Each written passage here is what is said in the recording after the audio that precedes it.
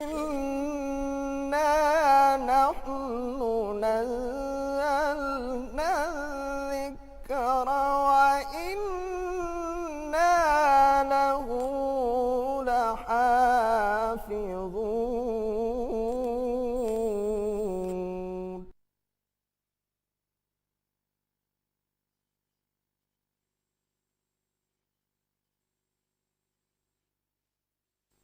نحمده ونصلي على رسوله الكريم اما بعد فقد قال الله تبارك وتعالى كما ورد في سورة الحجر اعوذ بالله من الشيطان الرجيم بسم الله الرحمن الرحيم انا نحن نزلنا الذكر وانا له لحافظون صدق الله العظيم. رب اشرح لي صدري ويسر لي امري واحلل عقدة من لساني يفقهوا قولي. اللهم ربنا الهمنا رشدنا واعذنا من شرور انفسنا.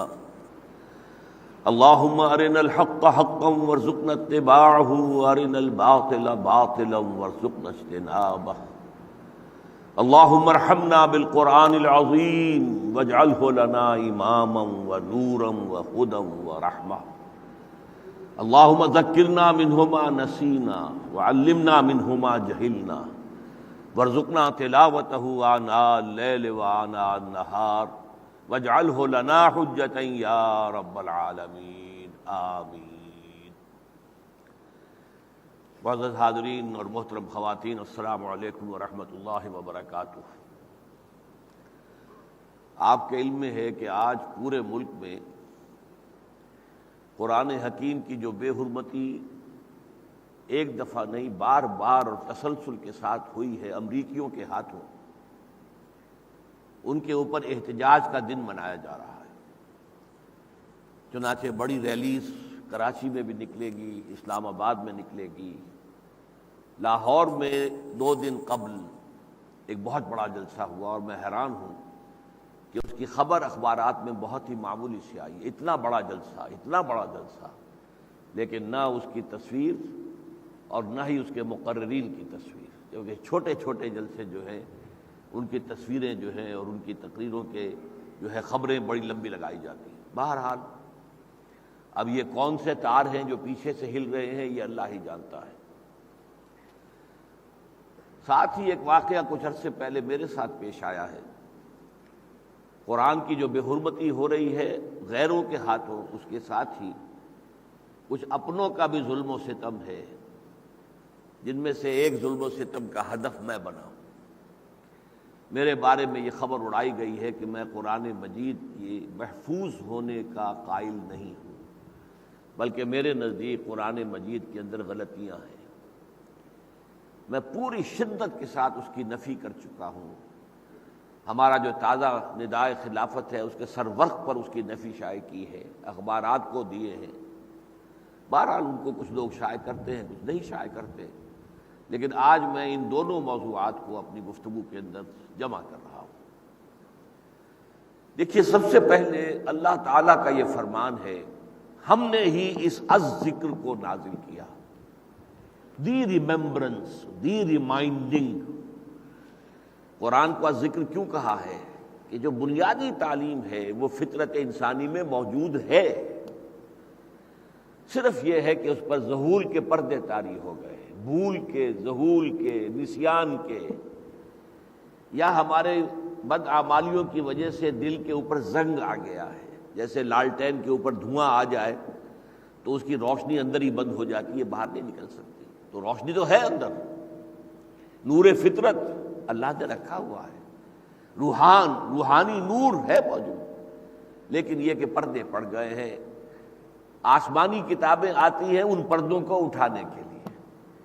آپ لالٹین کی چمنی کو صاف کر دیجئے، آپ کو روشنی پیدا نہیں کرنی، روشنی تو اندر تھی اس کے، وہ تو دھواں اوپر آ گیا تھا، اس لیے رکاوٹ ہو رہی تھی. اس لیے آسمانی کتابوں کو الذکر، قرآن سب سے بڑا الذکر ہے. فرمایا ہم ہی اس کے محافظ ہیں. یہ آیت ایک اعتبار سے بڑی اہم ہے، اور میری جو تقاریر ہوتی ہیں تکمیل نبوت و رسالت کے مظاہر پر، اس میں اس مسئلے کو خاص طور پر بیان کرتا ہوں کہ ویسے تو تورات بھی اللہ کی کتاب ہے، اور سورہ مائدہ میں فرمایا انا انزلنا التوراۃ فیہا ھدی و نور، ہم نے ہی تورات نازل کی تھی، اس میں ہدایت بھی تھی، نور بھی تھا۔ پھر اسی رکوع میں فرمایا، یہ 7واں رکوع ہے سورہ مائدہ کا، کہ انجیل کے اندر فیہ ھدی و نور، اس میں ہدایت بھی تھی، نور بھی تھا، لیکن ان کی حفاظت کا ذمہ اللہ نے نہیں لیا۔ کیوں؟ اس لیے کہ یہ اصل میں سابقہ کتابیں کچھ انٹرم پیریڈ کے لیے ہدایات تھیں جو دی گئیں۔ اس کے حوالے سے آپ لفظ ذہن میں رکھیے، 10 کمانڈمنٹس، 10 احکام، احکام عشرہ، تورات کے مشہور ترین تو وہی ہے۔ تو بچپن میں تو صرف یہی بتایا جاتا ہے یہ کرو یہ نہ کرو، یہ کیوں کرو اور یہ کیوں نہ کرو۔ یہ تو جب بچہ بڑا ہوگا، اس کا ذہن جو ہے پختہ ہو جائے گا، تب اس کی سمجھ میں آئے گا نا۔ لہذا جب نوع انسانی بالغ ہو گئی عقلی اعتبار سے، شعور کے اعتبار سے، فکر کے اعتبار سے، تب پھر یہ الذکر، یہ کل قرآن نازل کر دیا گیا، اور چونکہ اب نبوت ختم تھی، کوئی اور نبی آنا نہیں ہے، لہذا اسے محفوظ کر دیا گیا۔ تو پہلی بات تو یہ ہے کہ اس قرآن کی حفاظت کا، اس کی حرمت کا، اس میں تحریف کا راستہ روکنے کا، اس کی گمشدگی سے سد باب، یہ سب اللہ کے ذمے ہے۔ اور اگر واقعہ یہ ہے کہ اللہ نے یہ ذمہ داری نہ لی ہوتی تو جیسے یہودیوں نے تورات میں تحریف کی اور عیسائیوں نے انجیل میں، ہم بھی کبھی نہ بخشتے قرآن کو، ہم ان سے کم نہیں ہیں۔ لہذا ہم بھی ترجموں میں تحریف ہوئی ہے، تفسیروں میں تحریف ہوئی ہے۔ اقبال کہتا ہے خود بدلتے نہیں قرآن کو بدل دیتے ہیں، ہوئے کس درجہ فقیہان حرم بے توفیق، متن نہیں بدل سکتا، اس کی حفاظت کا ذمہ اللہ تعالیٰ نے دیا ہے۔ اسی حفاظت کے ذمے سورہ حامیم سجدہ میں بڑی پیاری آیت آئی ہے، بہت پیاری آیت۔ وَإِنَّهُ لَكِتَابٌ عَزِيزٌ، یہ قرآن مجید کے لیے مجید، حکیم، اب یہاں عزیز کا لفظ، کتاب عزیز، عزیز کہتے ہیں با اختیار، طاقتور، پنجابی میں کہتے ٹھاڈا، مضبوط۔ یہ بڑی مضبوط کتاب ہے، بڑی طاقتور کتاب ہے۔ لا یاتیہ الباطل من بین یدیہ ولا من خلفہ، اس پر باطل حملہ آور ہو ہی نہیں سکتا، نہ سامنے سے نہ پیچھے سے۔ یہ قرآن اپنی جگہ اتنا مضبوط ہے کہ کوئی اس پر حملہ کر ہی نہیں سکتا، باطل ناحق جو ہے وہ اس کے اوپر حملہ آور نہیں ہو سکتا۔ لا یاتیہ الباطل من بین یدیہ، نہ سامنے سے اور نہ پشت کی طرف سے۔ اور یہ کیا ہے؟ تنزیل من حکیم حمید، اس کا اتارا جانا ہے اس ذات کی طرف سے جو بہت مضبوط ہے، مستحکم ہے، حکمت والی ہے، اور ستودہ صفات ہے کہ اس کی آپ سے آپ حمد ہو رہی ہے۔ تیسری آیت میں آپ کو سنا رہا ہوں، سورہ مائدہ کی آیت نمبر 48، وَأَنزَلْنَا إِلَيْكَ الْكِتَابَ بِالْحَقِّ، اور اے دیکھیے اے نبی، اے محمد صلی اللہ علیہ وسلم، ہم نے آپ کی طرف اس کتاب کو حق کے ساتھ نازل کیا، مصدقا لما بین یدیہ من الکتاب، اور یہ تصدیق کرتے ہوئے آیا ہے قرآن اس کی جو کتاب میں اس سے پہلے اس کے سامنے موجود ہے۔ کتاب تورات موجود تو تھی نا، اگرچہ وہ تحریف شدہ تھی، زبور تھی تو صحیح نا، انجیل اور انبیاء کے صحف موجود تھے، قرآن ان کی تصدیق کرتا ہے، لیکن تصدیق کرتا ہے صحیح باتوں کی، وہ مہیمن علیہ، اور محافظ ہے، یعنی اس کی تعلیمات کے اندر اگر کوئی تحریف ہوئی ہے تو اس کا پردہ چاک کر دیتا ہے۔ قرآن مجید نہ صرف اپنی حفاظت کرتا ہے بلکہ سابقہ جتنی کتابیں دنیا میں اللہ تعالیٰ کی طرف سے نازل ہوئی ہیں، آسمانی کتابیں، ان سب کا بھی وہ محافظ ہے، پہرے دار ہے، چوکی دار ہے۔ اب دیکھیے ایک نیا مسئلہ میں آپ کے سامنے رکھ رہا ہوں، میری بات کی گفتگو کا تعلق ان آیات سے آپ کے سامنے آئے گا۔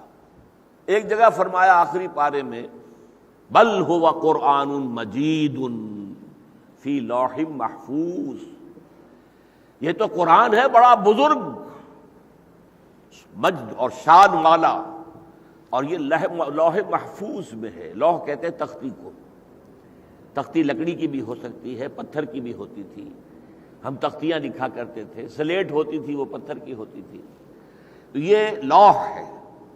لوح محفوظ، ایک محفوظ لوح ہے، تختی ہے جس پر یہ قرآن لکھا ہوا ہے۔ یہ لوح محفوظ کہاں ہے؟ اللہ کے پاس ہے۔ قرآن مجید کی حفاظت کے لیے ضمانت کیا ہے؟ 3 آیتیں ہیں قرآن مجید کی۔ اس کو فرمایا سورہ بروج میں، والسماء ذات البروج والیوم الموعود، اس کی جو آخری آیت ہے بل ہوا قرآن مجید فی لوح محفوظ، یہ 2 آیتیں آخری ہیں۔ سورہ واقعہ میں فرمایا انہ لقرآن کریم فی کتاب مکنون لا یمسہ الا المطہرون، یہ تو قرآن ہے کریم، بہت باعزت، بہت ہی بلند مرتبہ، اور یہ ایک چھپی ہوئی کتاب میں، مکنون، چھپی ہوئی کتاب۔ ہمارے پاس کتاب تو کھلی ہوئی ہے، چھپی ہوئی تو نہیں ہے، نہیں، یہ ایک اور کتاب کا ذکر ہو رہا ہے، فی کتاب مکنون لا یمسہ الا المطہرون، اسے چھو ہی نہیں سکتے مگر صرف نہایت پاک ہستیاں، نہایت پاک یعنی ملائکہ مقربین۔ وہ اصل قرآن اس کتاب مکنون میں ہے، کتاب مکنون، چھپی ہوئی کتاب۔ پھر ایک جگہ فرمایا سورہ زخرف میں انہ فی ام الکتاب لدینا لعلی حکیم، یہ قرآن بہت بلند و بالا ہے، العلی الحکیم، بڑا حکمت بھرا ہوا ہے، اور یہ ہمارے پاس ہے ام الکتاب کے اندر، لدینا ہمارے پاس ہے، قرآن ہمارے پاس ہے۔ تو لوح محفوظ، کتاب مکنون، ام الکتاب، اصل قرآن وہاں ہے۔ میں نے یہ بات سمجھانے کے لیے اپنے درسوں میں کہہ دی کہ اصل قرآن وہاں ہے، ہمارے پاس نقول ہیں قرآن کی، کہ جیسے ہائی کورٹ نے ججمنٹ لکھ دیا، وہ ججمنٹ وہی رہے گا، آپ اس کی نقل لے سکتے ہیں، مدعی لے سکتا ہے، مدعا علیہ لے سکتا ہے۔ وہ مدعا علیہ کو کہیں اپیل کرنی ہے یا مدعی کو اپیل کرنی ہے تو سب سے پہلے تو اسے ضرورت ہوگی کہ ہائی کورٹ کا ڈیسیجن، تبھی تو وہ سپریم کورٹ جائے گا، تو اسے کہتے ہیں اٹیسٹڈ کاپیز۔ وہ کاپی دی جاتی ہے، اس کے اوپر اٹیسٹیشن ہوتی ہے کہ یہ صحیح ہے، مطابق اصل ہے۔ اور پچھلے زمانے میں تو یہ ہوتا تھا کہ بہرحال نقل کی جا رہی ہے تو یا تو ہاتھ سے لکھا جا رہا ہے، نقل کی غلطی ہو سکتی تھی کہ نہیں، یا یہ ہے کہ ٹائپ ہو رہی ہے، انگریزی کا ججمنٹ ہے، ٹائپ ہو رہا ہے، اس میں بھی غلطی ہو سکتی ہے۔ آج کل جو ہوا ہے ہماری ٹیکنالوجی، فوٹو سٹیٹ ہو گیا، اللہ اللہ خیر سے اللہ، اس میں ایک شوشے کا فرق نہیں ہو سکتا، ایک شوشے کا فرق، وہ تو جوں کا تو عکس ہے، فوٹو سٹیٹ ہے۔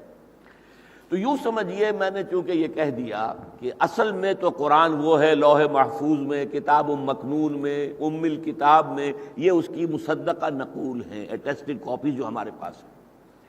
اس پر ہندوستان کے ایک عالم نے، دہلی کے ہیں مولانا اخلاق حسین قاسمی، انہوں نے گرفت کی کہ یہ بات نہیں کہنی چاہیے، یہ اہل علم کے حلقوں میں بات کی جائے تو وہ تو اس کی داد بھی دیں گے، عام آدمی پر برا اثر پڑے گا کہ یہ اصل قرآن نہیں ہے جو ہمارے پاس ہے۔ تو میں نے اس پہ مان لیا، لکھ دیا کہ آئندہ میں یہ بات کبھی نہیں کہوں گا۔ آج تو چونکہ ساری داستان آپ کو سنانی ہے، اس لیے میں آپ کے سامنے ذکر کر رہا ہوں کہ اس میں کوئی فرق نہیں ہے۔ اور اس کی بہترین مثال جو آج میں آپ کو دے رہا ہوں، ہمارے اندر جو روح ہے جسے اللہ نے کہا من روحی فَإِذَا سَوَّيْتُهُ وَنَفَخْتُ فِيهِ مِن روحی، اے فرشتوں جب میں اس آدم کو بنا لوں، اس کی تخلیق مکمل کر لوں اور اس میں اپنی روح میں سے پھونک دوں، فَقَعُوا لَهُ سَاجِدِينَ، تو گر پڑنا ان کے سامنے، اس کے سامنے سجدے کے اندر۔ یہ روح جو ہے ذات باری تعالی سے چل کر ہماری تک آئی ہے، میرے اندر، میرے قلب میں ہے۔ وہی تو میں نے کہا تھا، وہی چیزیں جیسے یاد دلانے کے لیے قرآن آیا ہے۔ الذکرہ اسی لیے ہے، تذکرہ ہے، الذکر ہے۔ لیکن جیسے کہ پیاری مثال ہے، سورج کی کرن کروڑ ہاں ارب ہاں میل آ گئی ہے سورج سے یہاں، لیکن کیا سورج سے منقطع ہے؟ بتائیے، سورج سے تعلق کٹ گیا؟ نہیں، کروڑوں میل آ گئی ہے، سورج کی کرن ہے، لیکن سورج سے منسلک ہے۔ ارواح جو ہیں انسان کی آ گئی ہیں، کروڑوں انسانوں کے اندر ارواح ہیں اور ہزاروں سال سے آ رہی ہیں، لیکن ذات باری تعالی سے تعلق منقطع نہیں ہے۔ یہ تو ہم اس کی طرف متوجہ نہیں ہوتے، ہم دنیا میں گم ہو گئے ہیں۔ کافر کی یہ پہچان کے آفاق میں گم ہے، اور مومن کی یہ پہچان کے گم اس میں ہے آفاق۔ ہم دنیا میں گم ہو گئے، یہ دوسری بات ہے۔ اسی طریقے سے قرآن، اصل قرآن لوح محفوظ میں، اصل قرآن کتاب مکنون میں، اصل کتاب قرآن ام الکتاب میں، لیکن وہاں سے یہ نازل ہوا ہے حضرت جبرائیل کے ذریعے محمد الرسول اللہ صلی اللہ علیہ وسلم پر، پھر حضرت محمد سے صحابہ کو منتقل ہوا، پھر تابعین کو منتقل ہوا، تبع تابعین کو منتقل ہوا، آج تک یہ منتقل ہو رہا ہے، لیکن اس کے اندر شوشے کا فرق نہیں، اس میں کوئی غلطی نہیں۔ میں پورا کیٹیگوریکلی ڈینائی کر رہا ہوں کہ میری طرف اس بات کی نسبت جھوٹ ہے، تہمت ہے، بہتان، یہ قرآن ہے، لیکن اصل قرآن وہاں ہے، اس کی یہ مصدقہ نقل ہے، اس کی فوٹو اسٹیٹ کاپی ہے جو ہمارے پاس ہے۔ قرآن کہہ رہا ہے بھائی بل ہوا قرآن مجید فی لوح محفوظ انہ لقرآن کریم فی کتاب مکنون لا یمسہ الا المطہرون انہ فی ام الکتاب لدینا لعلی حکیم۔ کیسے میں انکار کر دوں؟ قرآن کی آیات کا انکار کر دوں؟ اصل قرآن وہاں ہے، ہمارے پاس اٹیسٹڈ کاپیز ہیں، لیکن یہ مطابق اصل ہے، نقل مطابق اصل، شوشے کا فرق بھی نہیں۔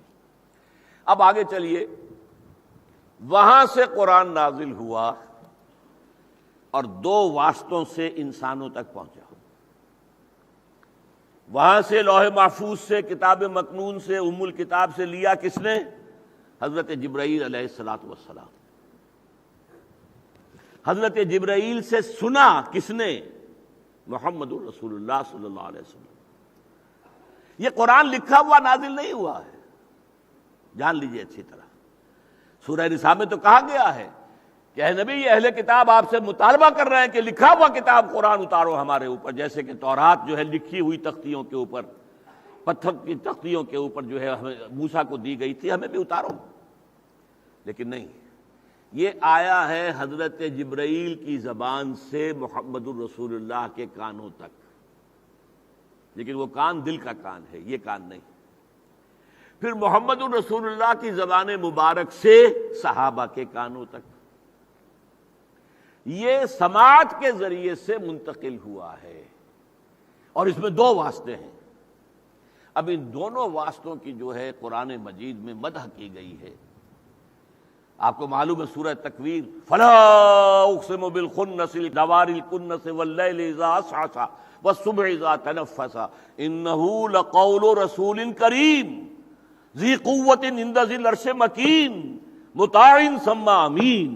یہ ہے جبرائیل کی شان، یہ قول ہے ایک رسول کریم کا، اور وہ رسول کریم کون ہے؟ جبرائیل، جو مطاع ہے، سارے فرشتے ان کا حکم مانتے ہیں، اور امین، امانت دار۔ مجال ہے کہ اس قرآن کے اندر جو منتقل کیا انہوں نے لوح محفوظ سے اور کتاب مکنون سے اور ام الکتاب سے، مجال ہے اس کے اندر کوئی رد و بدل کرے، اور پھر اس کو دل کی زبان، دل کے کانوں سے سنا محمد رسول اللہ نے، اور نکلا اب آپ کی زبان مبارک کے ذریعے سے، یہ بھی قول ہے۔ چنانچہ سورہ حاقہ کی آخری آیات کیا ہیں؟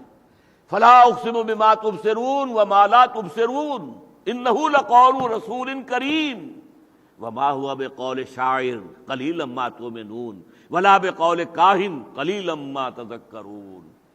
تو میں قسم کھاتا ہوں ان چیزوں کی بھی جو تم دیکھتے ہو، مادی چیزیں، اور قسم کھاتا ہوں ان ساری غیب کی چیزوں کی بھی جن کو تم نہیں دیکھتے۔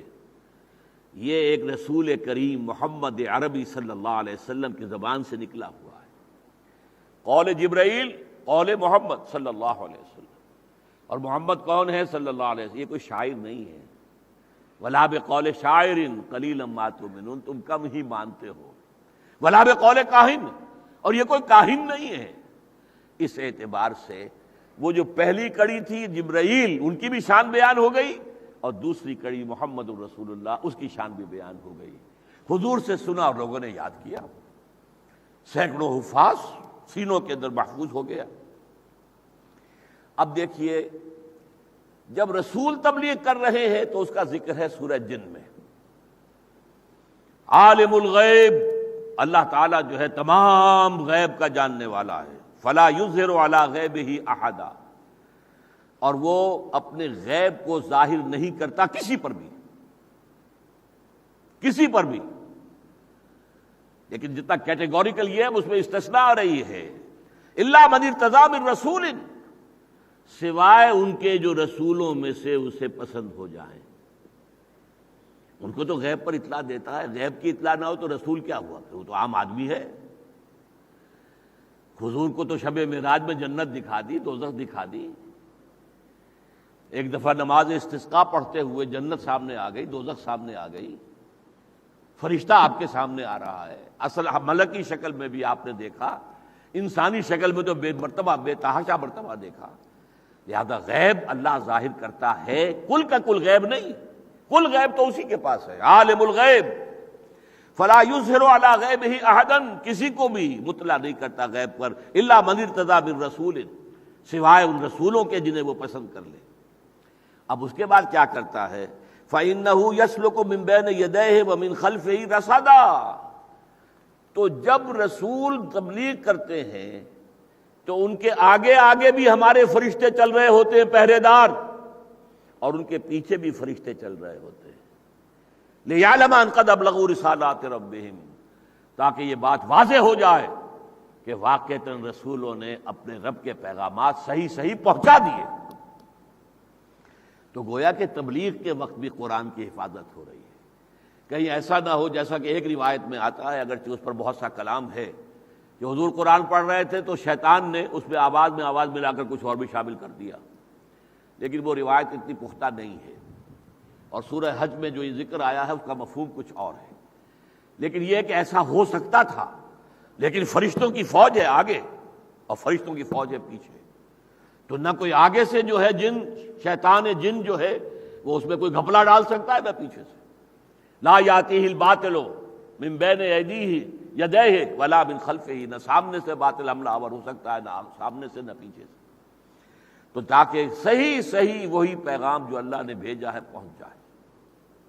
اچھا، اسی ضمن میں آتا ہے کہ سورہ انعام جب نازل ہوئی تھی تو مکمل سورت ایک ہی وقت میں 20 رکوع ہے، کافی بڑی سورت ہے، اور اکثر بڑی صورتیں ٹکڑے ٹکڑے کر کے نازل ہوئی۔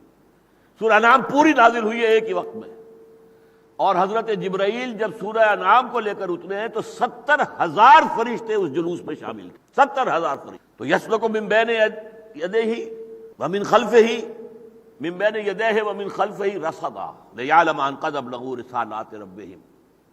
اب آگے چلیے، اب جو حضور پر دباؤ پڑتا تھا آپ بدلیں قرآن کو، یہ اٹ از ٹو ریجڈ، یہ تو ہماری کوئی بھی بات نہیں مانتا۔ بھائی دنیا میں اصول ہے گیو اینڈ ٹیک، کچھ ہماری مانو کچھ اپنی منواؤ، بدلو قرآن۔ یہ دباؤ کتنا شدید تھا میں چند آیات آپ کو بتا دیتا ہوں۔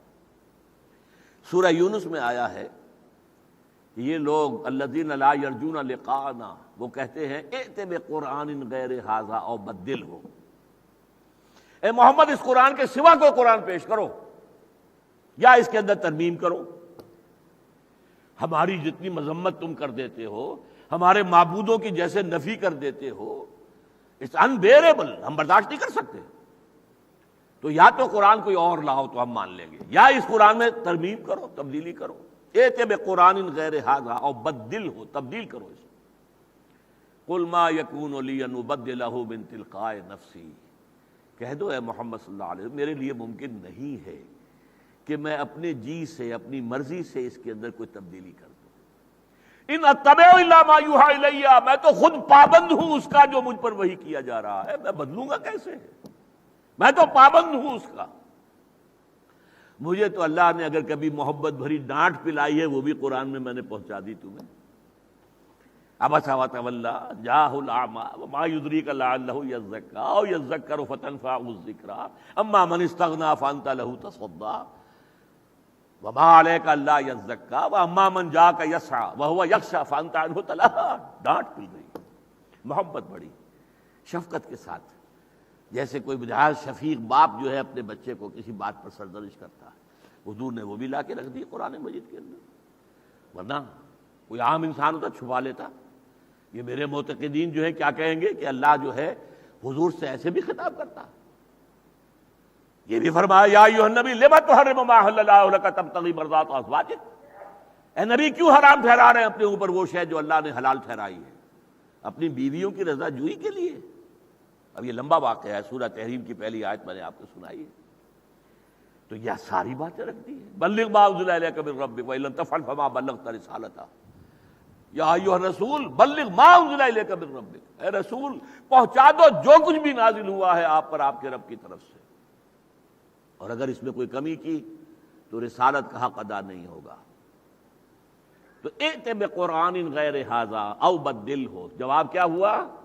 قل ما یکون لی ان ابدلہ من تلقاء نفسی ان اتبع الا ما یوحی الی۔ اس سے بھی زیادہ واضح الفاظ آئے ہیں۔ آخر بشریت تھی نا حضور میں، آپ رسول تھے، نبی تھے، بشر بھی تو تھے نا، اور بشر کی ایک حد ہوتی ہے برداشت کرنے کی۔ ان کی مخالفت اتنی شدید ہو گئی، اتنا دباؤ پڑ رہا، قرآن میں ترمیم کرو، بدلو اس کو۔ فرمایا سورہ بنی اسرائیل میں وَإِن كَادُوا لَيَفْتِنُونَكَ عَنِ الَّذِي أَوْحَيْنَا إِلَيْكَ لِتَفْتَرِيَ عَلَيْنَا غَيْرَهُ۔ اے نبی یہ تلے بیٹھے ہیں اس بات پر کہ آپ کو مجبور کر دیں کہ آپ بچل جائیں اس قرآن سے جو ہم نے وحی کیا ہے آپ کو، اور کچھ اور آپ کوئی اپنے جی سے گھڑ کر کوئی شے وہ آپ ان کے سامنے بیان کر دیں۔ الفاظ پھر سنیے، وَإِن كَادُوا لَيَفْتِنُونَكَ عَنِ الَّذِي أَوْحَيْنَا إِلَيْكَ، جو وہی ہم نے کیا آپ کو اس سے وہ فتنے میں ڈالنا چاہتے ہیں، بچلانا چاہتے ہیں، لِتَفْتَرِيَ عَلَيْنَا غَيْرَهُ، تاکہ افطرا کر کے اپنی طرف سے گھڑ کر کوئی چیز ہماری طرف منسوب کر دو۔ وَإِذًا لَاتَّخَذُوكَ خَلِيلًا، اور اے نبی پھر ان کی دشمنی ختم ہو جائے گی، یہ آپ کو اپنا بڑا محبوب اپنا دوست بنا لیں گے۔ غصہ تو سارا قرآن پہ ہے، قرآن نفی کر رہا ہے ان کے شرک کی، قرآن نفی کر رہا ہے ان کے معبودوں کی، آپ سے تو کوئی ذاتی جھگڑا ہے ہی نہیں۔ اب اگلی آیت سنیے، وَلَوْلَا أَن ثَبَّتْنَاكَ لَقَدْ كِدتَّ تَرْكَنُ إِلَيْهِمْ شَيْئًا قَلِيلًا، یہ ہے مقام بشریت۔ اور اے نبی اگر ہم نے آپ کے پاؤں جمائے نہ رکھے ہوتے، ہم نے لولا ان ثبتناکا لقد کدت ترکنوا الیہم شیئا قلیلا، تو آپ کچھ نہ کچھ ان کی طرف مائل ہو ہی جاتے۔ یہ ہے بشریت، لیکن ہم نے تمہارے پاؤں جمائے رکھے، ہم نے آپ کو ثبات عطا کیا۔ اذا لازقناک ضعف الحیات و ضعف الممات، اور اگر خدا نہ خواستہ، اگر بفرض محال آپ ان کے دباؤ میں آ کر کوئی غلط چیز ہماری طرف منسوب کر دیتے تو ہم آپ کو مزہ چکھاتے، دوہرا عذاب دنیا کا، دوہرا عذاب آخرت کا۔ الرب رب وان تنزل والعبد عبد وان ترقى، رب رب ہی ہے چاہے کتنا ہی نزول فرما لے، بندہ بندہ ہی ہے چاہے کتنا اونچا ہو جائے، یہ رب کی شان ہے۔ اذا لازقناک ضعف الحیات و ضعف الممات ثم لا تجد لك علینا نصیرا، کوئی مددگار نہیں پاؤ گے اگر تم نے کہیں دباؤ میں آ کر قرآن مجید میں ترمیم کر دیا۔ امکان کوئی ہے نہیں اس کا، لیکن ہم پر واضح کرنے کے لیے قرآن مجید کی حفاظت کس درجے میں مطلوب ہے اللہ کو۔ اگر نبی بھی کوئی ترمیم کر دے تو ائمہ نیک نیتی سے کریں گے کہ یہ بدماش نہیں مان رہے، چلو تھوڑی سی نرمی کر دوں تاکہ کچھ مان لے، بعد میں منوا لوں گا۔ اگر تناؤ رہا اسی طرح وہ کھینچے رہے میں بھی کھینچا رہا تو بات کیسے بڑھے گی آگے؟ ہو سکتا ہے انسان کو جو ہے وہ اس طرح کا کوئی خیال آ جائے، وسوسہ تو شیطان کا جو ہے وہ نبی کو بھی آ سکتا ہے، وسوسہ تو آ سکتا ہے، لیکن نہیں فرمایا وَإِن كَادُوا لَيَفْتَنُونَكَ عَنِ الَّذِي أَوْحَيْنَا إِلَيْكَ لِتَفْتَرِيَ عَلَيْنَا غَيْرَهُ وَإِذًا لَاتَّخَذُوكَ خَلِيلًا، اگر کوئی شے اپنی طرف سے گھڑ کر ہمارے اوپر آپ لگا دیں گے تو پھر دوست بنا لیں گے، آپ کو خلیل بنا لیں گے۔ وَلَوْلَا أَن ثَبَّتْنَاكَ، اگر ہم نے آپ کو جمائے نہ رکھا ہوتا، لَقَدْ كِدتَّ تَرْكَنُوا إِلَيْهِمْ شَيْئًا قَلِيلًا، تو کوئی عجب نہیں کہ آپ کچھ نہ کچھ ان کی جانب جھک ہی جاتے۔ لیکن اگر ایسا ہو جاتا اذا لازقناک ضعف الحیات و ضعف الممات ثم لا تجد لك علینا نصیرا، تو اے نبی اگر ایسا ہو جاتا بالفرض تو ہم تمہیں مزہ چکھاتے عذاب کا، دنیا میں بھی دوہرا اور آخرت میں بھی ہوگا۔ اب آخری آیت سنا رہا ہوں اس موضوع پر، وَلَوْ تَقَوَّلَ عَلَيْنَا بَعْضَ الْأَقَاوِيلِ، اگر بالفرض محمد صلی اللہ علیہ وسلم خود گھڑ کر کوئی بات ہماری طرف منسوب کر دیں، تقول قول تکلف کے ساتھ، اگر گھڑ کر بنا کر کوئی بات ہماری طرف جو ہے منسوب کر دیں، وَلَوْ تَقَوَّلَ عَلَيْنَا بَعْضَ الْأَقَاوِيلِ لَأَخَذْنَا مِنْهُ بِالْيَمِينِ ثُمَّ لَقَطَعْنَا مِنْهُ الْوَتِينَ، تو ہم انہیں پکڑیں گے ان کے داہنے ہاتھ سے اور گردن کاٹ دیں گے۔ یہ کس کے لیے ہو رہا ہے بیان؟ پھر کہوں گا رب رب ہے، بندہ بندہ ہے، اور محمد کی شان بھی کیا ہے؟ پہلے عبد ہیں پھر رسول ہیں۔ اشہد ان لا الہ الا اللہ وحدہ لا شریک لہ واشہد ان محمدًا عبدہ ورسولہ۔ عبد دیگر، عبدہ چیزیں دیگر، یہ دوسری بات ہے کہ عبدہ کلیت اللہ کا بندہ بن جانا اور ہے۔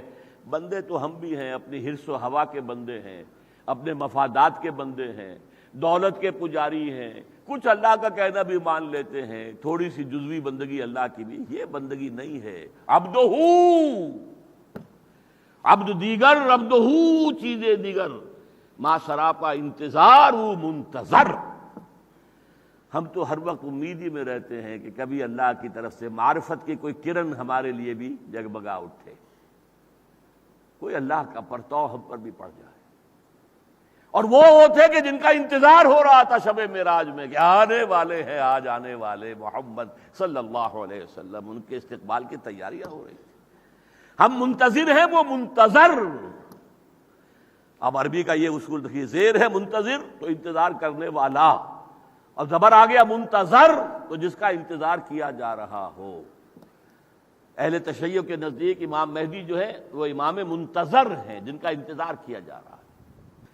بہرحال وَلَوْ تَقَوَّلَ عَلَيْنَا بَعْضَ الْأَقَاوِيلِ لَأَخَذْنَا مِنْهُ بِالْيَمِينِ ثُمَّ لَقَطَعْنَا مِنْهُ الْوَتِينَ، اگر یہ اپنی طرف سے گھڑ کر کوئی بات ہماری طرف منسوب کر دیں گے تو ہم پکڑیں گے داہنے ہاتھ سے اور ان کی شہرگ کاٹ دیں گے۔ وَمَا مِنْكُمْ مِنْ أَحَدٍ عَنْهُ حَاجِزِينَ، تم ان کے کنبے والے، قبیلے والے، تو ان پر ایمان رکھنے والے بچا نہیں سکو گے انہیں۔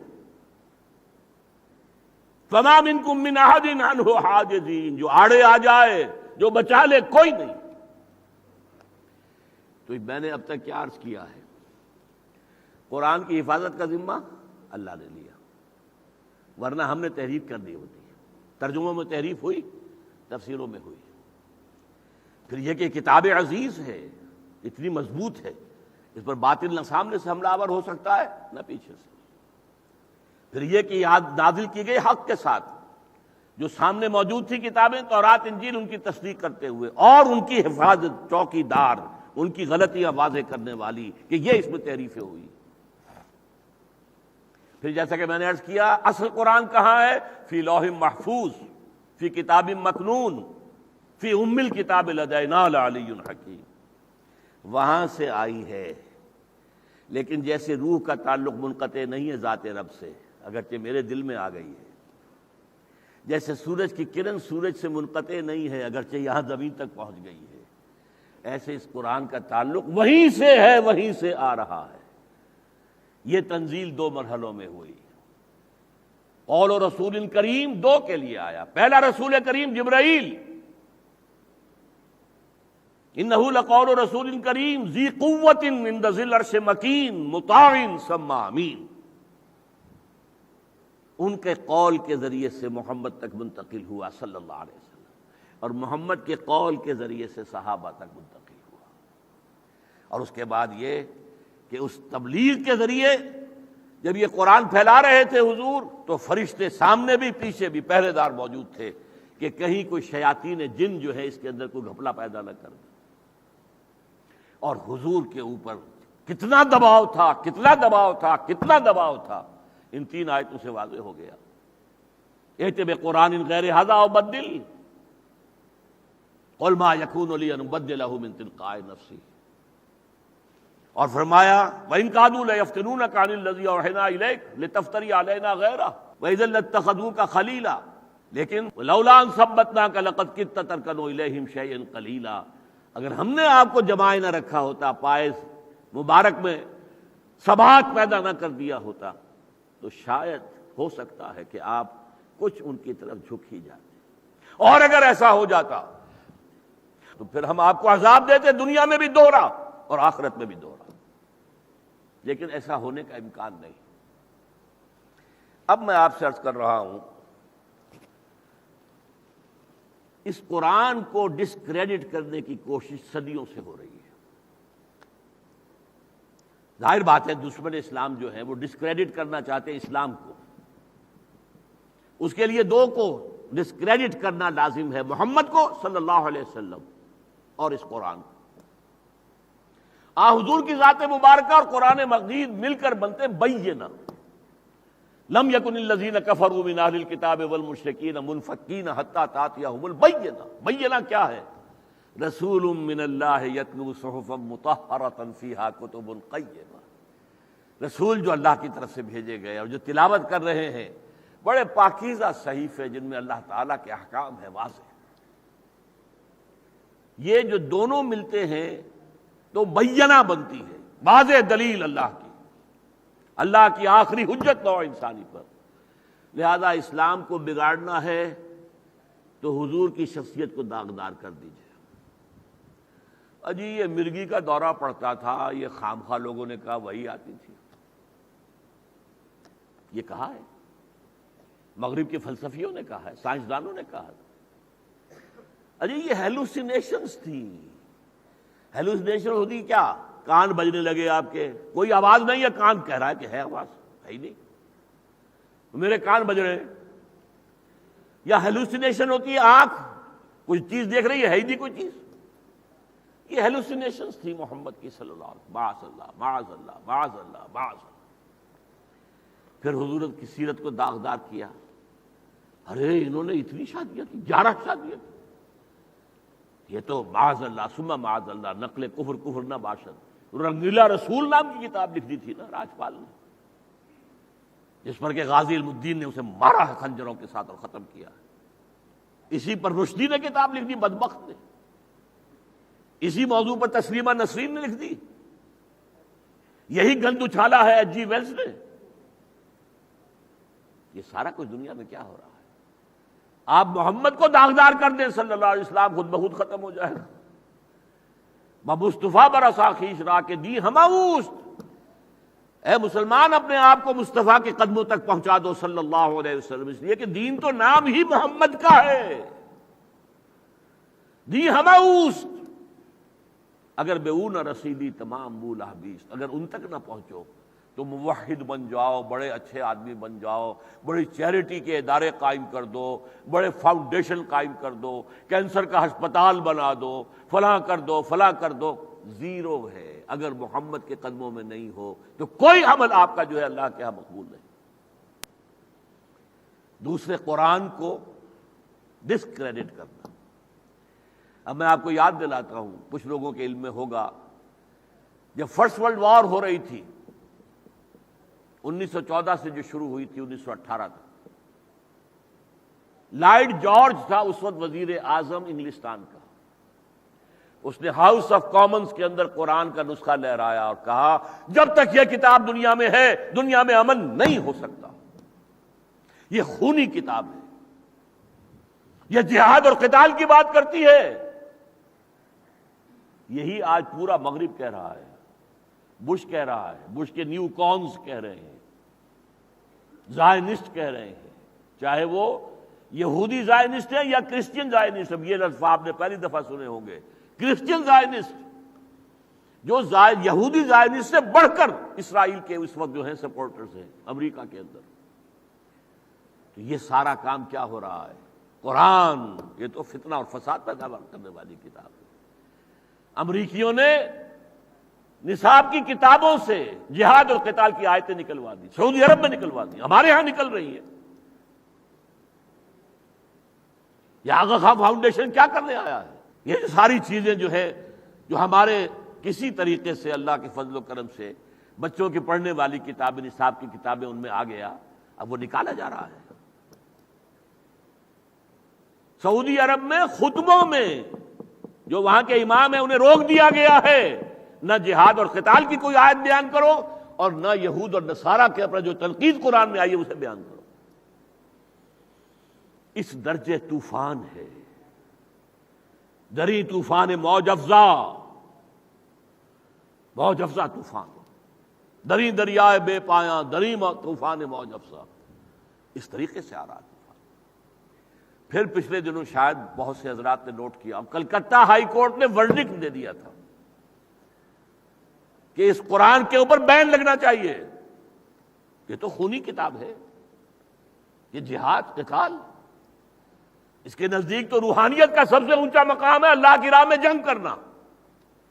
ان اللہ یحب الذین یقاتلون فی سبیلہ صفا کانہم بنیان مرصوص، اللہ کے محبوب بندے تو وہ ہیں جو اس کی راہ میں جنگ کرتے ہیں صفیں باندھ کر گویا کہ سیسا پلائی ہوئی دیوار۔ یہ روحانیت کا بلند ترین مقام ہے قرآن مجید کے نزدیک، لیکن اس قرآن کو ڈسکریڈٹ کرنے کی کوشش ہو رہی ہے۔ ایک بڑی سازش ہوئی تھی، اسرائیل نے کی تھی، ایک تحریف شدہ قرآن شائع کیا ملینز کی تعداد میں اور افریقی ممالک میں عام کر دیا، تاکہ 50 سال بعد لوگ کہیں گے اجی دیکھیے قرآن یہ قرآن ہے، اس میں تو یہ بات یوں لکھی ہوئی ہے، یوں تو نہیں لکھی ہوئی۔ کنٹروورسی تو شروع ہو جائے گی نا، اب آپ لاکھ وضاحتیں کرتے پھریے، اس کا توڑ کیا، اللہ تعالیٰ انہیں اجر دے، ثواب دے۔ جمال عبد الناصر کھڑا ہو گیا، جو بھی کچھ تھا یہ اس کی خدمت بہت بڑی ہے، قرآن مجید کی ٹیپس تیار کروائے شیخ محمود خلیل الحسری رحمۃ اللہ علیہ اور قاری عبد الباسط محمد عبد الصمد، پورا قرآن ٹیپ ریکارڈ کے اندر، ٹیپس کے اندر محفوظ کر دیا گیا اور لاکھوں اس کے نسخے جو ہے عام کر دیے۔ یہ ہے اصل قرآن۔ اور دوسری کوشش کی سعودی عرب کے حکمرانوں نے، وہ جیسے بھی ہیں اپنی جگہ، وہ میں اس وقت نہیں چھیڑنا چاہتا، لیکن انہوں نے کیا کیا، ایک فاؤنڈیشن قائم کی، قرآن فاؤنڈیشن۔ میں سمجھتا ہوں کہ اب تک وہاں سے جو نسخے چھپے ہیں کروڑوں کی تعداد ہوگی، حاجیوں کو مفت تقسیم ہو رہا ہے۔ ایسا عمدہ کاغذ پاکستان میں تو ہم دیکھ نہیں سکتے، تصور نہیں کر سکتے، ایسا آرٹ پیپر، ایسی خوبصورت طباعت اور جلد جو یہاں 1000 روپے میں کوئی نہیں بنا کے دے گا آپ کو، وہ جلد، اب وہ تقسیم ہوا، لاکھوں کی تعداد کے اندر تقسیم ہوا ہے۔ حاجی جائے لے آئے، اس کے ترجمے بھی، اردو ترجمہ بھی اب شائع کر دیا ہے۔ تو یہ ساری کوششیں ہوئی ہے قرآن کی حفاظت کے لیے۔ ایک سازش کچھ ہی عرصے پہلے ہوئی تھی، یمن کی کچھ غاروں میں سے کچھ اوراق نکل آئے، برآمد ہو گئے، کچھ بوریوں میں بند تھے، اس میں قرآن مجید کی آیات کسی مختلف طریقے سے لکھی ہوئی تھی۔ شور مچ گیا، لو عجیب قرآن، پرانا قرآن یہ نکل کے آیا ہے، یہ غار سے برآمد ہوا ہے، یہ تو آپ کا جو خط ہے اس سے مختلف ہے۔ اس کی بھی پھر وضاحت کرنی پڑی۔ ہوا کیا تھا اصل میں کہ قرآن جب نازل ہوا تو لوگوں کے لیے، ان پڑھ قوم تھی نا، امی قوم تھی، ان کے لیے گرامر سیکھنا اور قرات سیکھنا آسان کام تو نہیں تھا، تو اپنے اپنے لہجے میں پڑھ لو، کوئی حرج نہیں، اپنے لہجے میں پڑھ لو۔ 7 احرف، 7 لہجوں میں قرآن پڑھنے کی اجازت تھی۔ اب اس کا نتیجہ کیا نکلا، وہ جو پڑھتے تھے وہی لکھنے بھی لگے۔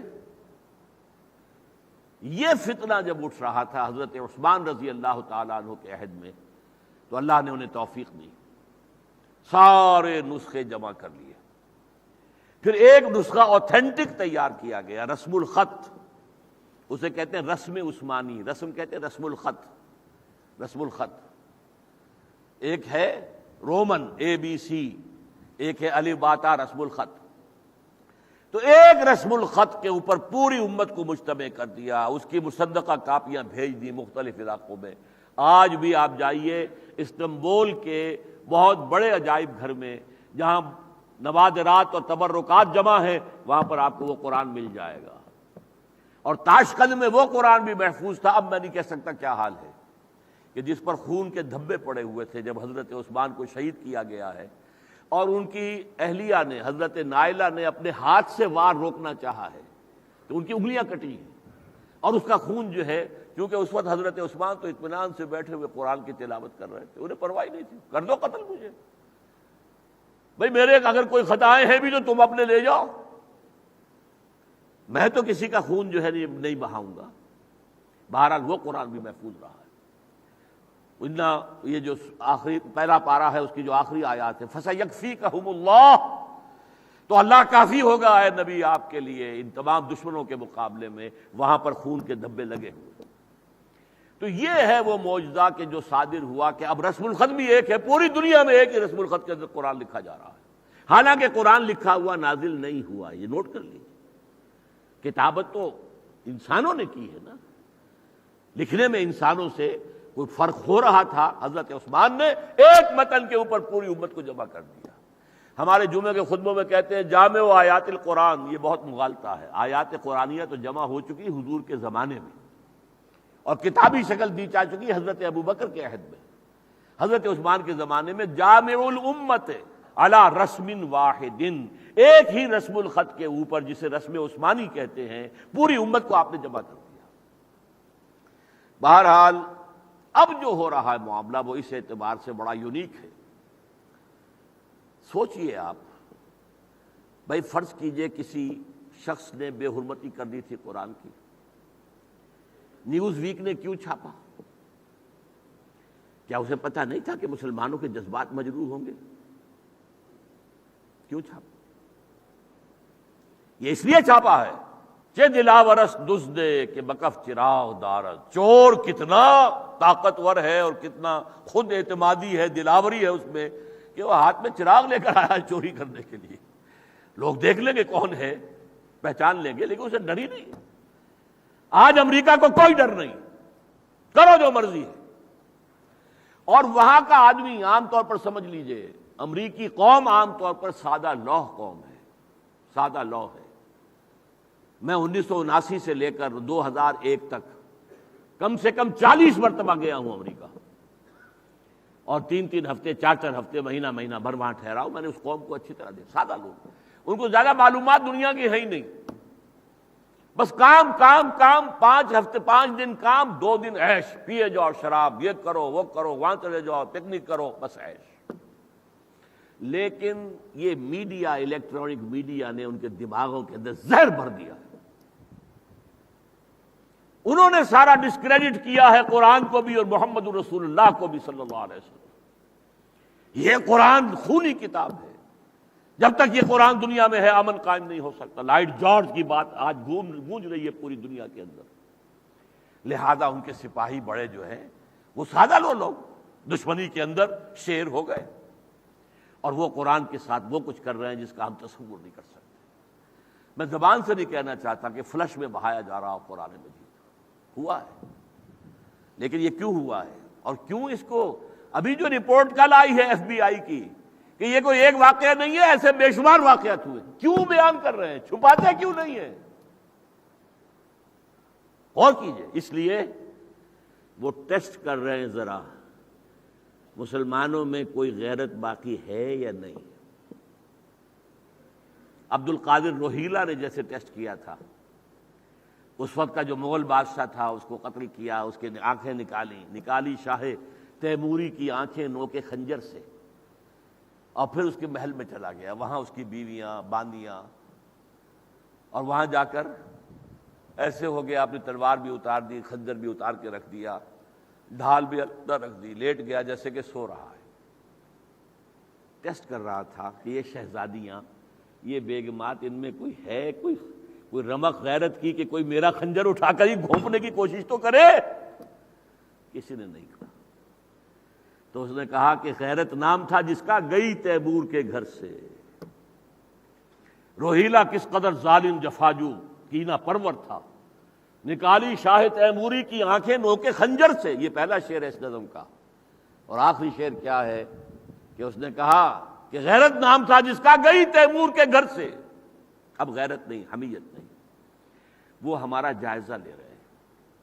جب کوئی آپریشن ہوتا ہے، جب اینستھیزیا دے دیتے ہیں، پھر دیکھتے ہیں کہیں سے کوئی سوئی چبھا کر انہیں پتہ چلا کہ نہیں چلا، اینستھیزیا واقعی انڈر ہو گئے کہ نہیں ہو گئے، کہیں ایسا تو نہیں کہ ہم ادھر جو ہے نشتر لگائیں اور ادھر وہ چیخ پڑے کہ یہ کیا ہو رہا ہے میرے ساتھ، تو اس کو بھی کچھ سوئیاں چبو کر دیکھتے ہیں۔ یہ اصل میں کام ہو رہا ہے ہماری غیرت کو ناپنے کا، جانچنے کا۔ اور یہاں بھی میں سلام کرتا ہوں طالبان کے افغانستان کو، میں افغانستان کو طالبان کے حوالے سے جانتا ہوں، میں کسی اور افغانستان سے واقف نہیں ہوں۔ سلام کرتا ہوں، سب سے پہلے خون ان کا جوش میں آیا ہے، انہوں نے کئی جانیں اپنی جو ہے ہلاک کر دی ہیں، جب انہوں نے مظاہرہ کیا اور اس کے اوپر لاٹھی چارج ہوئے اور گولیاں چلی، جانے دے دی، زندہ ہیں، ابھی ان کے اندر حمیت ہے، غیرت ہے۔ ہمارا کیا حال تھا؟ ہم تو اب جاگے ہیں، ذرا تھوڑا تھوڑا سا، کوئی ریلیاں نکال رہے ہیں، کوئی مظاہرے کر رہے ہیں، لیکن وہ بات اور تھی، وہ تو وقت گزر گیا۔ جب عین وقت پر نہیں آیا، جیسے کہتے ہیں مشتے کے بعد از جنگ یاد آیت برکلائے خود نی نمائند، جب جنگ ہو رہی تھی تب تو تمہیں مکہ یاد نہیں آیا، اب مکہ یاد آیا اپنے کلے کو دے مارو۔ جب لڑائی ہو رہی تھی اس وقت یاد آتا نا کہ تمہیں مکہ۔ بہرحال اب تو یہ ایک اوپن سیکرٹ ہے، تو یہ معاملہ ہو رہا ہے۔ اب اس میں دوسری طرف کا بات میں کر رہا ہوں، میرے بارے میں شوشہ چھیڑا گیا ہے کہ میں نے کہا کہ قرآن تو وہی قرآن ہے، یہ جو ہے یہ تو نقلیں ہیں، یہ محفوظ نہیں ہے، بس قرآن وہی محفوظ ہے۔ معاذ اللہ ثم معاذ، میں نے آپ کے سامنے اپنی بات پوری واضح کر دی، یہ قرآن محفوظ ہے۔ جیسے سورج کی کرن یہاں آ کر بھی سورج کے ساتھ جڑی ہوئی ہے، میری اور آپ کی روح یہاں ہمارے جسم میں آ کر بھی اللہ کی ذات کے ساتھ اس کا تعلق ہے، اسی طرح قرآن یہاں آ گیا ہے، لیکن لوح محفوظ، کتاب مکنون اور ام الکتاب کے ساتھ اس کا تعلق برقرار ہے، منقطع نہیں ہے۔ اس میں ایک صاحب نے، ویسے تو یہ کہ اہل تشیع کا تو عام طور پر یہ ہمارا خیال ہے عام کہ اہل تشیع جو ہیں وہ قرآن کو محفوظ نہیں مانتے، ان کے واعظ قسم کے لوگ جو ہیں کہ جو ذرا واعظ کہہ کر روزی کمانے والے ذاکر لوگ، اور یہ خود اہل تشیع انہیں عالم نہیں مانتے، عالم ان کے ہوتے ہیں جن کو یہ کہتے ہیں مجتہد، یہ آیت اللہ ہیں، یہ مجتہد ہیں، یہ فلاں ہیں۔ بہرحال ان کے بارے میں یہ گمان تھا، لیکن میں گیا ایران، میں نے وہاں کے حالات دیکھے، میں کہتا ہوں کہ یہ بالکل غلط الزام ہے، یہ ان کے واعظین کا معاملہ ہے، ان کے ثقہ آدمیوں کا نہیں ہے۔ قرآن کی خدمت وہاں وہ بہت زور شور سے ہو رہی ہے، چھپ رہا ہے، تفسیریں چھپ رہی ہیں، اور پھر یہ کہ اب قرات اور حفظ کا فن ان کے ہاں آ گیا ہے کہ مصر سے مقابلہ کر رہے ہیں ان کے قاری۔ پہلے ہمارے یہاں مشہور تھا کہ کوئی شیعہ حافظ تو ہو ہی نہیں سکتا، قرآن مجید جو ہے اس سے ان کو لگاؤ ہے ہی نہیں، لیکن اب ہیں، حفاظ ہیں۔ بہرحال ان کا معاملہ یہ ہے، لیکن مصیبت یہ ہوئی اس ملک کے اندر، کچھ شیعہ علماء نے 10-11 نے میرے خلاف پریس کانفرنس کر دی، اسی کو جو وہ عتیق الرحمن گیلانی شخص جس نے کہ یہ شوشہ چھیڑا کہ ڈاکٹر صاحب کے خیال میں قرآن میں غلطیاں ہیں، لہذا اس کو لے کر انہوں نے کچھ اور اس میں گرم مسالہ اپنا اور ڈال دیا اور پریس کانفرنس کر دی۔ بہرحال میرے سامنے جب یہ معاملہ آیا تو میں نے انہیں خط لکھا، یہ خط و کتابت چھپ جائے گی میثاق کے پرچے میں انشاءاللہ۔ میں نے کہا کہ آپ نے مجھے چیلنج کیا ہے مناظرے کے لیے، میں تو مناظر نہیں ہوں، اور مناظرے سے کوئی بات جو ہے حل نہیں ہوا کرتی، وہ تو دنگا فساد ہوتا ہے، لیکن میں آپ کے پاس آنے کو تیار ہوں، یا آپ میرے پاس آئیے۔ میں نے دعوت دی تھی آج کے لیے انہیں، 27 تاریخ کو شام کو عشاء کے بعد میرے پاس آئیے، 11 کے 11 علماء کو ان کے خطوط بھیجے ہم نے، آئیے میرے ہاں، عشائیہ تناول فرمائیے اور مجھے بتائیے مجھ سے کیا شکایت ہے، کیا غلطی ہے، کیا میں نے کیا ہے جس کی وجہ سے آپ پریس کانفرنس تک پہنچ گئے، مجھے بتائیے، میرا حق نصیحت ادا کیجئے۔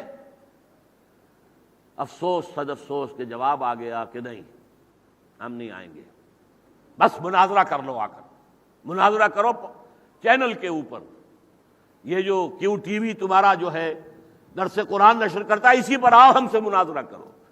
میں نے کہا بھائی میں مناظرے کا آدمی ہوں ہی نہیں، مناظرہ ایک فن ہے، علیحدہ فن ہے، میں تو قرآن کا ادنا طالب علم ہوں یا مبلغ ہوں، جتنا قرآن اللہ نے مجھے سکھا دیا پڑھا دیا اتنا لوگوں تک بھی بانٹ رہا ہوں، بس اللہ اللہ خیر صلی اللہ یعطی وانا القاسم، حضور نے فرمایا دینے والا اللہ، میں تو تقسیم کر رہا ہوں، علم تقسیم کر رہا ہوں، دے رہا ہے اللہ، میں کسی کو علم نہیں دے سکتا، ہاں میری کوشش ہے، لگا ہوا ہوں۔ تو اب میں نے انہیں خط لکھا ہے آج کہ آپ نے تو میری دعوت ٹھکرا دی، لیکن لکھ دیا تھا کہ آپ جب چاہیں ہمارے ہاں آ سکتے ہیں کھانا کھانے کے لیے۔ میں نے کہا آپ نے جو دعوت دی ہے شکریہ، اب میں آپ کے ٹائم فکس کر کے بتا رہا ہوں، میں یکم کو دوبارہ کراچی آؤں گا اور اس شام کو عشاء کے لیے آپ مجھے جہاں چاہیں بلا لیں، میں حاضر ہو جاؤں گا۔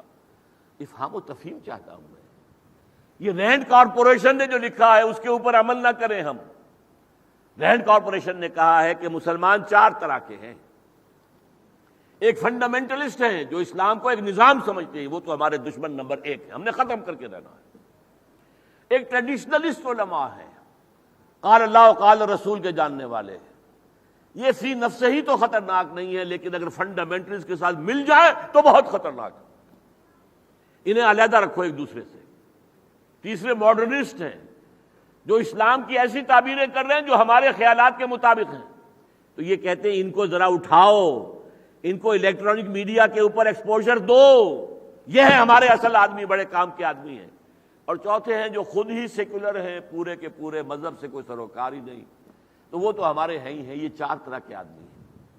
اور فنڈامنٹلسٹ کے بارے میں اور ٹریڈیشنلسٹ کے بارے میں کہا انہیں آپس میں لڑائے رکھو۔ وہ کام کر رہے ہیں بھائی۔ آپ مجھے مناظرے کی دعوت دے کر لڑائی چاہتے ہیں؟ اکثر و بیشتر جب مناظرے ہوتے تھے شیعہ سنی یا دیوبندی بریلوی یا مسلمانوں کا فساد ہوتا تھا کہ نہیں؟ لڑائی دنگا ہوتا تھا بعد میں۔ مناظرہ مجھے نہیں چاہیے، میں مناظر ہوں ہی نہیں۔ اس کی ایک خاص تربیت ہوتی ہے، خاص مزاج ہوتا ہے۔ مکھڑ آدمی ہو اور دوسرے کو ہر صورت میں زیر کرنا ہے، کسی طریقے سے بھی بائی ہک اور بائی کروک کوئی اڑنگا لگا کے گرانا ہے، یہ نہیں ہے۔ میں تو سمجھنا چاہتا ہوں، سمجھانا چاہتا ہوں۔ تو میں نے انہیں خط لکھ دیا ہے کہ 1 کو میں دوبارہ کراچی آ رہا ہوں، تو آپ مجھے جگہ فکس کر کے بتا دیں، میں حاضر ہو جاؤں گا، تاکہ کوئی افہام و تفہیم ہماری ہو جائے۔ بہرحال یہ سارا کا سارا جو معاملہ ہے، یہ میثاق کا آئندہ پرچہ جو ہے اس میں چھپ جائے گا۔ ان کی پریس کانفرنس بھی، میرا خط بھی، پھر ان کا جواب بھی، پھر میرا دوسرا خط بھی، اس کا بھی آپ مطالعہ کیجیے گا۔ بدقسمتی سے وہ شخص جو ہے کراچی ہی میں کچھ بہت مخلص لوگ اسے ملے ہوئے ہیں، کارکن ہیں، عتیق الرحمان گیلانی کو۔